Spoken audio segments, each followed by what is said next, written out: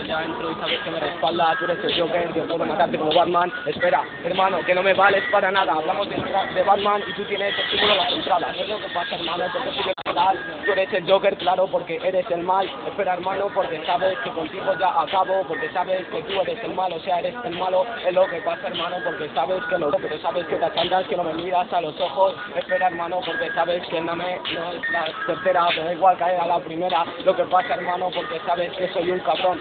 Yo he venido aquí por la diversión, porque soy un cabrón en la improvisación. Pero sabes, soy una bomba, no pases esa ronda y sabes la explosión en tu cara. Majara, una me dispara, pero espérate un momento que todo lo que me digan me la resbala. Es lo que pasa, hermano, porque yo aquí soy el name, pero puedo improvisar, sabes que todos estos ya te caben por el culo, y sabes con disimulo, pero sabes que puedo improvisar y ya haces este culo, y ya me quedan 10, te voy a follar otra vez, que te voy a follar colita, ya lo estamos pues, y ya.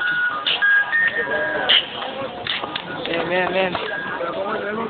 Tiempo. ¿Me habéis grabado? ¿Quién grabó la mía? La mía la ha grabado, ¿no? La primera es una mierda.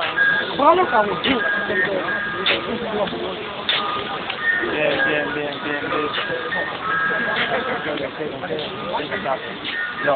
Yo.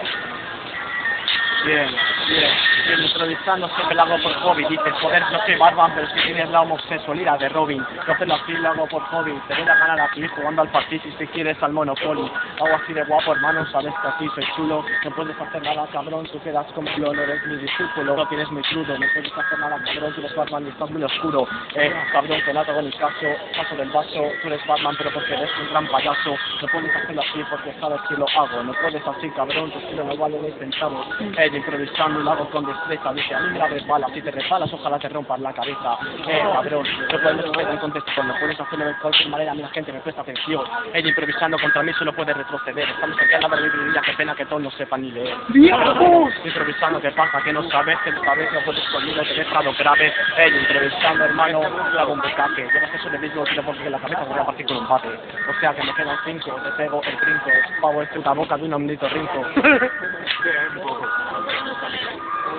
Vale,